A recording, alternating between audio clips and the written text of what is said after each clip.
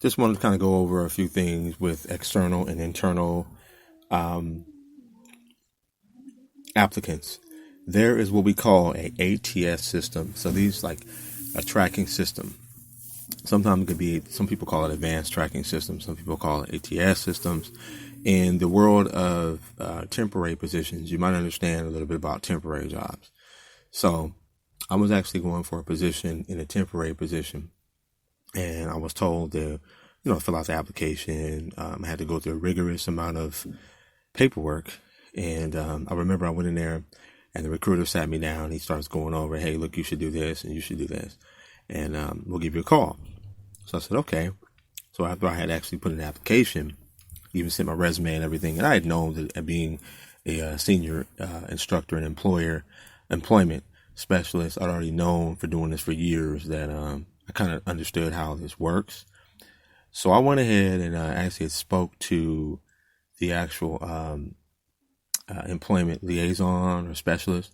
And one of the things that she did fail to really speak about was that all of the demographics at the bottom of the page is at consumer reports. Very, very important that you guys understand that when it says consumer, anything with consumer reporting on your data or demographics is something that I would definitely, check into, because you being a consumer makes me wonder, like, I'm not a consumer. I'm coming there to look for a job and a position and to be hopefully placed. So here's the thing that you should look at. When you first go in any position, just looking for a position, there are what we call quarterly reviews. These are the time when it's usually between January, February, and March. These are the peak season time, right? January is the time where everything's new, everybody's getting, they have new funding if it's nonprofit. If it's corporate, they try to bring in people who are new beginning of the year because they have more funding generally, right, between those quarters. And by the way, there's like the first quarter is January through March, and the next quarter, so forth. It's like every 3 months. Here's the issue with as a applicant or a job seeker. We don't always know that. We don't always understand that these positions, these jobs that we're actually looking for are positions, in fact, that are being tracked, demographically on the tracking system. When you go in for a recruiter at a temping agency, they already know that. So they're outsourcing you. Once you come in, the job may be maybe $30 an hour, right? But you may only receive like 20, 22 an hour, and vice versa, you go less.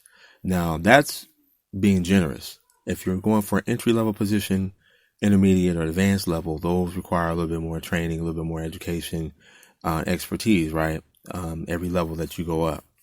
So I actually have been going over a little bit about data tracking, and I'll go over that in another podcast, but I wanted to make this pretty brief and go over it since this is one of my first podcasts. Livingproof Outreach, we decided to kind of research a little bit more on analytics and metrics and so forth. And we noticed that most of these positions were quarterly effects. So like an external applicant wouldn't even know that they're external until they tell you external. What makes this an external? What makes the position external? Well, it had to be internal at one time. Here's where they don't really tell you this. Once you apply for a position and it's an external position, it's already been circulating or populated through emails, through various board meetings, through their data board, through their job board, through the management team, everybody, right? And I've been in positions at different jobs before where I would look at it as external. I'm like, okay, well, it's internal now. So why is it becoming external? Well, they didn't find the person, or the person didn't find the job, or they didn't like the position, and now it's external. Here's the problem. You have a percentage, a very, very small window and chance and opportunity as an external applicant for you to actually be able to receive the position. And you're still putting the application in. You're kind of like already behind, and you don't even know that. And especially if it's a big, huge company, and they have a very small amount or minute amount of applicants that they can even track. This is the reason why they use a username and a password, because they know that, because the demographics of the different people that are applying, or different clients or different customers, as they call it, are applying for these positions, they don't always know that you're an external applicant once you're applying. The temp agencies already know kind of what they want already. They have an idea. This is one of the reasons why they're using the recruitment agency to start a position or to put it out there. So I remember one time I was looking at, I didn't know about, ATS, advanced tracking systems. I didn't know anything about demographics. I didn't know anything about data tracking. I didn't know anything about that stuff. But if you ever wonder, now they have jobs where it's kind of like the algorithms are against the applicant. You know what I'm saying? I'm totally anti-algorithm, I should say. And so you have a lot of people who have bots simulated. And if your resume does not hit one of those bot simulated words or wordplay that's simulated or already kind of acclimated within the actual program, then what's going to end up happening is your resume will get rejected. And remember, if it's being sent out external, you already are limited already. So your resume is going to be put in another trash bin where other people are, right? And you only have 6 seconds on a national average. It's only like 6 to 7 seconds that they'll look at a resume and even give it a viewing. We know that about 80% of resumes, or 80 to 90% of resumes, I should say, or candidates getting hired usually has something to do with personality. The other maybe 15% of a candidate being actually hired is because he fits the category, right? So the resume introduces you to them. Okay, this person has objective. He fits what I want. It looks like this person has the ability, the training. Let's bring him in, right? This is after they've looked at everything you have, right? And you passed all the algorithm, you passed the test.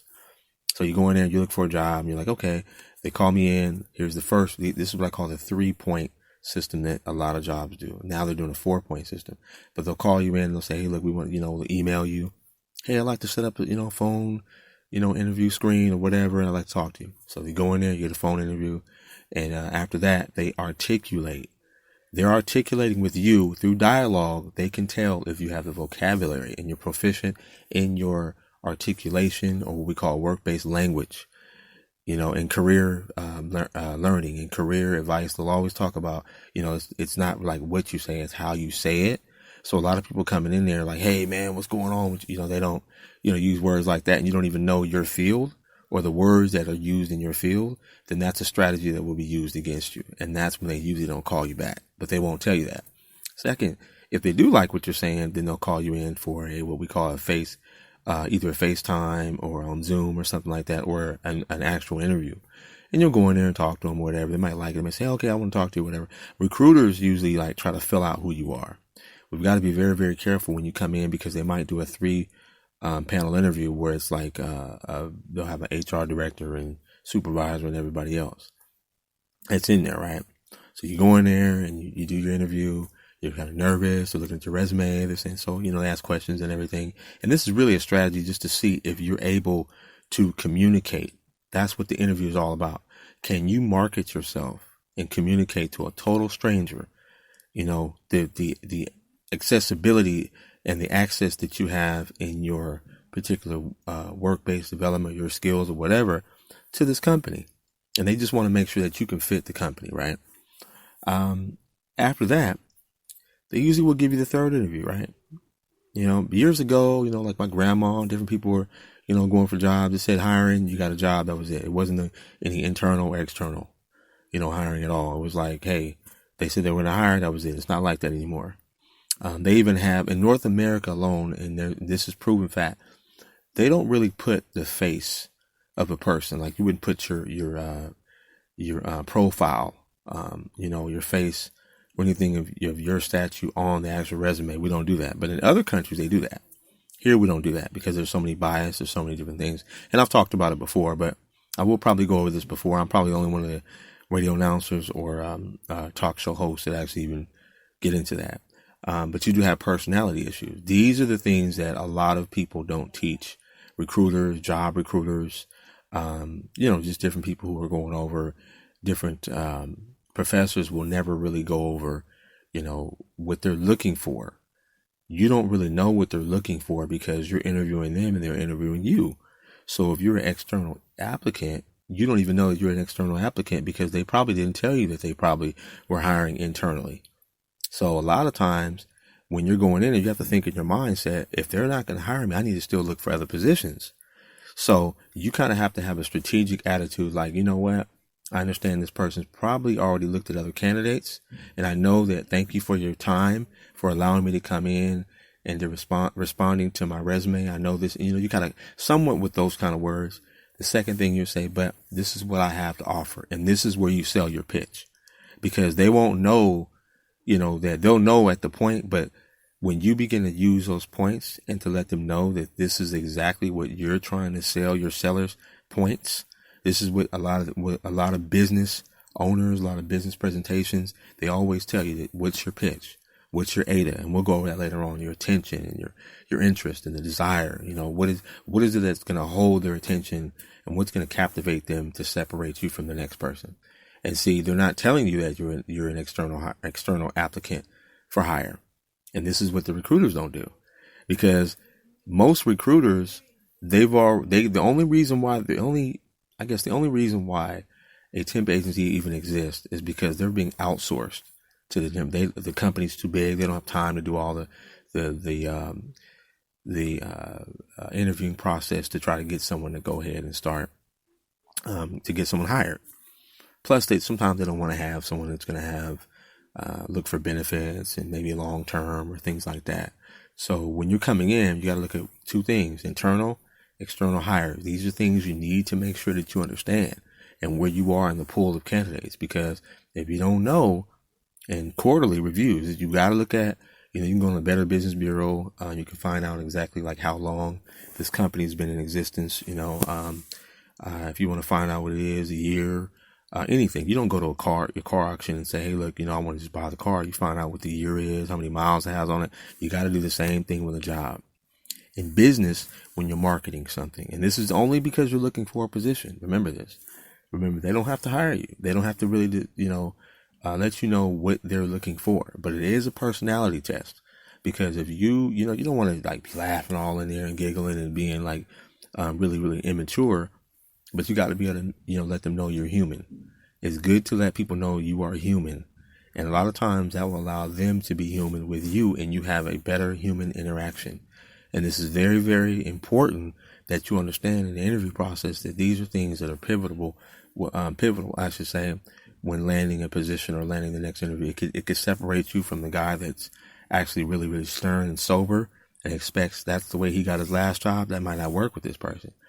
So you got to be able to market yourself. You got to be able to let them know that you don't have to, sit there and gloat about yourself, but you got to let them know, look, I appreciate you having me come in. Although I know you've already, interviewed a lot of other candidates, this is what I offer you, and this is what I can do. And a confident and restate at the end of the interview, restate everything that you can do for the company, just so they know.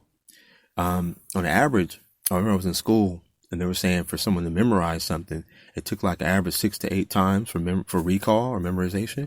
So you got to think, that's 8 times of someone saying it. So I might say something again to you again, internal, external. You see what I'm saying? Quarterly review. What does that mean? I'm looking at January, February, March, the beginning quarters of the year. These are times most prevalent where people want to hire. Okay. These are job entry level to intermediate to advanced level. And then you have the external candidate is the person coming in, unbeknownst to that person, knowing that they're hiring right now. Internal candidates are candidates that already have a privy. They already have a leg up on what position is open and what's available. So you have to already know that, look, I'm going into this position kind of like not really knowing. Okay. So internal, external candidates are something you should look at. The candidate pool. You want to find out as much information as you can before you even prep your resume to get it ready. And you got to make sure you do some investigative work to make sure that the resume and the job description are matching. I'm not saying lying. I'm saying matching. You know what I'm saying? You have to be able to match what it is they're looking for them to even give you an opportunity, even get an interview. In the second interview, and this is what we teach. So if you guys are looking for more information on that, please let me know. You can hit me up at livingproofoutreach@yahoo.com. Thanks for listening to Livingproof Radio. God bless everybody. We'll talk some more about some other things again. Hopefully this was helpful for you. If you'd like to set up a workshop or have us come out to your church or your venue or whatever, please let me know. Livingproofoutreach@yahoo.com. Again, that's livingproofoutreach@yahoo.com. Thank you very much. Thanks for tuning in.